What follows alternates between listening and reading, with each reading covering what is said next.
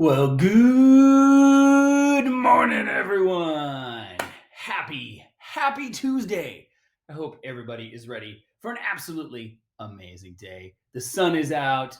It's going to be incredible. It's going to kick off with one of our Weaver alum and graduating Los Al High School seniors. Here is Leah Huffington to lead us in the Pledge of Allegiance. And then continuing on, because you got to look at this guy. Look at that whale in the air. That's pretty impressive, don't you think, here? But even more impressive is that we have McAuliffe's own assistant principal, Kara Vienna, to read us chapters 28, 29, and 30 in Song for a Whale. So get back, get set, get ready, because here we go. It's going to be an incredible day. Take care, everybody. Good morning. My name is Leah Huffington, and I am a Los Alamitos graduating senior and a Weaver alumni. In the fall, I will be attending Lewis and Clark College in Portland, Oregon, and some of my favorite memories from my time at Weaver include browsing the media center during book fairs and writing Percy Jackson fan fiction in Miss Balma's classroom. Now, the moment that you've all been waiting for, please stand and join me for the Pledge of Allegiance. Please remove all hats and hoods and place your right hand over your heart. Ready, begin. I pledge allegiance to the flag of the United States of America and to the republic for which it stands, one nation, under God, indivisible, with liberty and justice for all. Please be seated, and thank you very much. Hey there, Weaver Wells. I'm Mrs. Vienna from McAuliffe Middle School, and I'll be reading chapters 28, 29, and 30. I've had breakfast buffets before, but nothing like what was on the ship. It was more like every breakfast buffet from every restaurant I'd ever been in, all shoved into one place. It'd be impossible to try everything. I'd never had French toast and waffles and pancakes in the same meal. We'd picked a good cruise, even though there hadn't been many choices left. Grandma went to lie by the pool and look out at the ocean while I went to the wildlife lecture. I found my way to a big theater with hundreds of cushy red seats and a stage. It was too early for the presentation, so just a few people were scattered around the theater. Sitting in the middle of the front row was a girl I'd seen by the pool the evening before. Maybe she liked whales too. I pulled my notepad and pen from my pocket as I took the seat next to her. Two people stood on the stage near the podium, fiddling with their microphones and getting the slideshow ready. The one holding the microphone had the same straight black hair and light brown skin as the girl next to me. I'm Iris. I'm deaf, I wrote on the notepad. I laughed when I read what she wrote back. I'm Benny, not deaf. Good, so she wasn't afraid of me. You like whales? I asked her. Or other animals? Most animals, especially sharks. I'm going to be a shark biologist. Working with sharks, maybe this girl wasn't afraid of anything. I get to come here with my mom every summer when she's working on the ship, she added to the note. I pointed to the woman at the podium and Benny nodded. BRB, she wrote. At the front of the stage, she waved her mom over. Sura leaned over to talk to her and looked in the direction when Benny pointed. Sura returned to the computer on the podium while Benny ran back to her seat next to me. People in the audience settled into their seats and turned toward the stage when Sura talked into the microphone.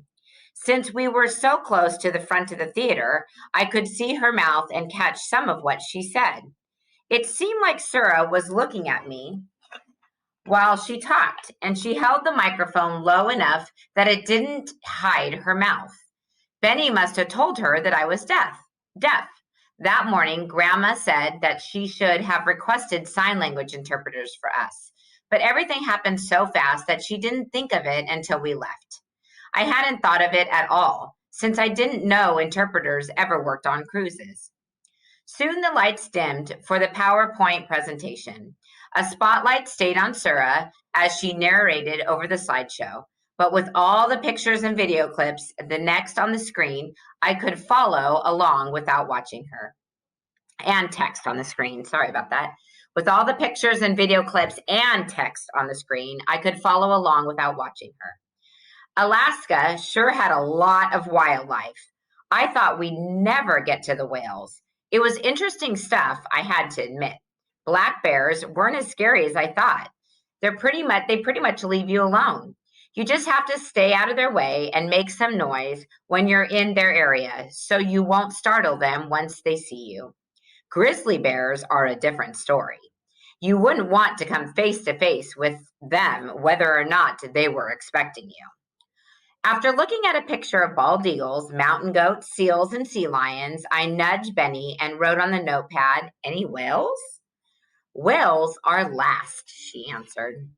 Maybe that was Sura's way of getting everyone to stick around for the whole talk, saving the most interesting animals for last. Finally, we got the whale part of the presentation. On a slide with the heading, Bubble Net Feeding. Sura showed a pod of humpback whales feeding on a bunch of fish. She clicked over to a video titled Whale Watchers Capture Bubble Net Feeding in Action. The humpback pod worked as a team to hunt for their food. The whales zoomed in on a school of small fish. They circled and circled to drive the fish into a tighter and tighter group. Once all the fish were in a tight bundle, one whale blew bubbles from his blowhole while the rest continued to circle. That's why it was called bubble net feeding. The fish wouldn't swim through the bubbles, so it kept them in place like a net would. Then the loudest whale dove below the school of fish and bellowed a feeding call. The bellowing drove the fish into a tighter ball and up to the surface as they tried to escape the sound. I wondered how the whales decided who was the loudest or who was the best bubbler. Did they have tryouts or something? I knew that whales were smart from everything I'd read, but that took some serious planning. Maybe Sura would know. At the end of the presentation, I asked Benny if she could introduce me. She nodded and pointed out to the hallway. Sura sat behind a table stacked with books, and people were already lining up to talk to her. She signed the books for passengers who bought them. Benny and I chatted back and forth using the notepad with some gesturing and pointing thrown in. I got that she and her mom were from northern Canada, which was really cold. The woman in line ahead of us was never going to stop talking. I shifted from one foot to the other while we waited for her to ask her 1,000 questions about every species of animal in Alaska or whatever she was doing. Finally, she moved on, and Benny introduced me to her mom. Sura held her hand out and said, "Nice to meet you." After shaking her hand, I showed her the question I'd written on the page. The bubble net feeding. How do they figure that out? She wrote down an answer, then slid the paper over me. "We're not sure. Amazing, aren't they?" "Okay, yes, but what kind of answer was that?" "But I want to know how they communicate," I wrote. "How they come up with a plan for catching fish." I'd worked with radios enough to know how each part communicates with the next. Shouldn't scientists who study whales know all about how they talk to one another? "That's one fun thing about science," Sura wrote. "The wondering. If you knew all the answers, there wouldn't be anything to search for." Well, that didn't sound like much fun to me, leaving a bunch of questions unanswered. Benny said something to her mom, and Sura's answer looked like, "Great idea."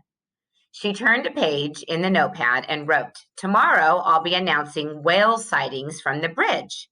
You're welcome to join us if you like. You'll get the best views." "Where is that?" I wrote. When I explored the ship, I hadn't seen anything that looked like a bridge. "Deck 8, Benny can show you." That did sound good, getting the chance to see whales in the wild. Maybe Grandma would like that too. "What time?" "I'll be there by 5 a.m. You know what they say, the early bird gets the whale. No, I didn't know anyone who said that, not even my dad. Benny took the notepad and wrote, "Meet for breakfast at 6. Okay, I'll tell my grandma. Sura wrote, she's welcome to come too. Grandma wouldn't want to wake up that early, but I'd ask anyways. I wasn't a morning person either, but if it was when the whales get up, then I will go too. Do you know Blue 55? I asked Sura. I'm wondering where he's swimming now. I was ready to tell her all about 55 and his song if she didn't know who he was, but she smiled and pulled her phone from her pocket. A blue icon on the phone screen was labeled Track 55. The map that came up when she opened the app showed a black dotted line with a blinking blue dot at the end. It looked kind of like a map I'd seen online. That's him. Oh, that's him, I wrote. Yes, this app shows you his song. This app shows you where his song was last picked up, but it's been a while since anyone has heard him. Sura zoomed in the map, then pointed behind us and to the right. Out that way, last anyone knew. After thanking Sura and Benny and telling them goodbye, I took the elevator up to the top deck and stood at the railing. I looked in the direction Sura had pointed and felt closer to Blue 55. Chapter 29. Benny waited for me outside the buffet entrance. I told Grandma the night before that she was invited to come with me to watch the whales from the bridge. But when I mentioned the time, she flopped over in bed like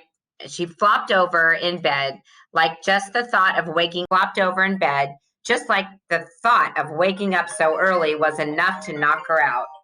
I'll wait for whales that wake up at a more reasonable hour.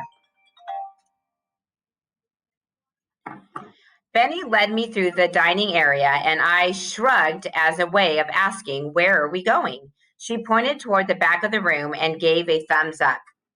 I felt like I was getting used to the ship, but it was full of surprises. Benny led me past the lines of people through one dining area to another, almost to the back deck where there was another buffet line. It served the exact same stuff as the first one, but there wasn't a long wait. Most people stopped at the first food line and saw, like I had.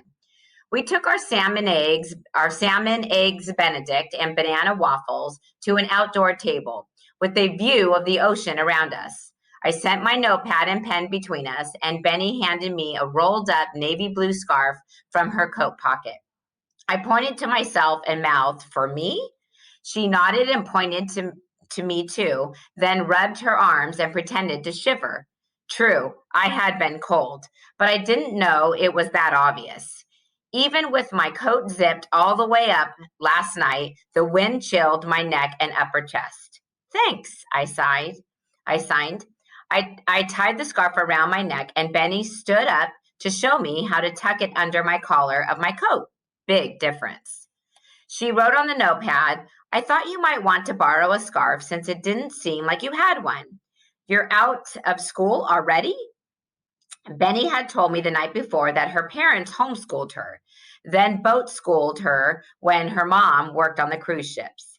I thought about making up something to tell her why I was there, but realized I didn't mind telling her the real story. Even though we just met, I felt like I'd known her for a really long time. I shook my head. School's still going on. I had to come now because I want to meet Blue 55. Benny's eyebrows rose and her mouth dropped open as she read the note. You're going to meet him? Sorry, I forgot. I waved her off as she reached for the pen, since I understood what she said. It felt good to share my plan with someone who was excited about the whale that I was. I hope so, I wrote. He's supposed to be in the Appleton around the time we get there. I hesitated before telling her about the song. She might think it was a dumb idea, but she knew more about whales than I did. Better to find out now if something was wrong with my plan. If she told me it wouldn't work out, I didn't know what I'd do. I made a song for him. The sanctuary workers will play it from the boat when they go out to tag him. I looked down at my plate as I slid the notepad to her. then glanced up to see her expression. She smiled while she scribbled on the page. Can I hear it later?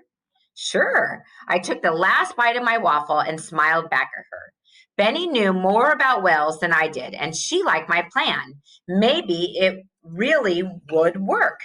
After breakfast, Benny led me to the bridge of the ship, which, as it turned out, was not like a bridge at all. So I wasn't sure how it had gotten that name.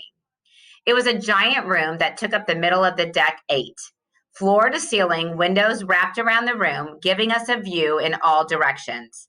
A long wooden countertop with a dashboard of screens stretched across the bridge. So many dials, knobs, buttons, and joysticks filled the counter. I couldn't imagine how anyone ever learned what they were all for. A few overhead screens showed a radar, views of the ship, a map of the route, and rows of numbers that must have meant something to someone. A man dressed in black pants and a white shirt with gold stripes on the sleeves stood at the front of the bridge looking out. I figured he was the captain.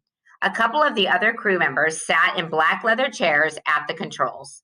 For a few minutes, we stood at our place near the front windows while Sura made announcements into the microphone. Nothing but still water stretched out ahead of us. Maybe it was the wrong day to look for whales. I turned when Sura pointed to the right. At first, I didn't see anything. Then a plume of spray shot into the air. Benny glanced at me and motioned like she was writing with an invisible pen. Humpbacks, she wrote, after I handed her my notepad. I looked out of the water again, and even though Sura had binoculars, I didn't know how she could tell what kind of whales were out there from so far away. Closer to the ship, a whale shot up out of the water, then crashed down with a giant splash. It almost didn't seem real. The whale was about the size of a school bus, and there he was, flying out of the ocean. I turned to Benny to ask, did that really happen? The wonder on her face answered my question. She must have seen whales 1,000 times, but she still looked thrilled at the sight of them. Another whale breached, then left behind a wall of splashing water after it sank beneath the surface again. Seeing them in real life was nothing like looking at pictures or videos. I ran to the windows closest to the whale who had been leaped up from the water. Benny tapped my shoulder and pointed to the other side of the ship. I looked in time to see another whale crashing down onto the ocean's surface. I'd have to try to describe all of this to Dad. I'd hope I'd be able to get across how beautiful they were. These were the whales he listened to so much on that record. The humpbacks, the symphony players. After a while, I got better at catching sight of the spray from the whales' blowholes, so I knew where they were. Sura estimated we were surrounded by about 50 whales. I wondered if Blue 55 ever swam with other whales, even though they didn't speak the same language. Andy had said he'd swim toward other whales, but then he'd go back to swimming alone again. Maybe he swam near those other whales, but not really with them, kind of like how I was at school. When Benny let me know that her mom was wrapping up the Whale Watch announcement for the morning, I looked at the time and realized we'd been on the bridge for more than 2 hours already. Hadn't I just gotten there? Before we left, I wrote a note to Sura. How do you know they were humpbacks from so far away? She waved me over to the table and pulled out a chair for me. From the messenger bag, she removed a folder and flipped through some papers until she found the ones she was looking for. The paper had a bunch of pictures of blow spouts from whales. The top of the page had the heading, There She Blows. Like in Moby Dick, I wrote, Captain Ahab said that when he saw a spout from the white whale. I remember some of the book from the kids' edition that Grandma had given me. I tried to finish it a few times because I wanted to find out if the whale got away from the people who were hunting him, but I always fell asleep before I got to the end. Sura nodded and wrote, Each kind of whale has its own spout shape. If I spot them before the wind blows away at the spray, I can identify what kind it is. She pointed to the picture of a humpback. The water that shot up from the whale's blowhole was shaped like an upside-down teardrop. Some other whales blew out the water in almost the same shape, but in a taller, thinner teardrop than the humpbacks.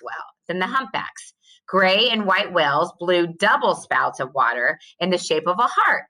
Sura turned to another page in her notebook, which showed pictures of whale flukes. Those were all different shapes too. If she was close enough to see a whale tail, she'd know what kind of whale it belonged to. On the back of the paper, I wrote, "What about Blue 55?" and slid it over to Sura. At the bottom of the page, she drew a quick sketch. Blue 55 had a fin on his back like a fin whale and a tail of a blue whale. Another way he was different from any other whale. Chapter 30. It would be easier if he could forget the other ones he'd sung to, but the memory of a whale is long and deep. A whale who swims in the ocean for a century still remembers the first whales he knew. Just as strongly, he remembers those he never knew, the ones who drifted past. He drove below a wave. The deeper he swam, the more the water resisted, pushed him back up where he didn't want to be. At the ocean surface, the sunlight illuminated the whales' families he couldn't belong to. He pushed back, swimming harder until the dark swallowed him. The depths were emptier, darker, and quieter, yet less lonely because there was no one to answer his calls with silence. What was a whale without a pod? What was a whale without a whale song? He didn't try to create a song by sending air flowing through his body. He kept his breath still. Air and space did not make music. Air was only air. Space was nothing more than space. Thank you guys. Enjoy the story. Bye.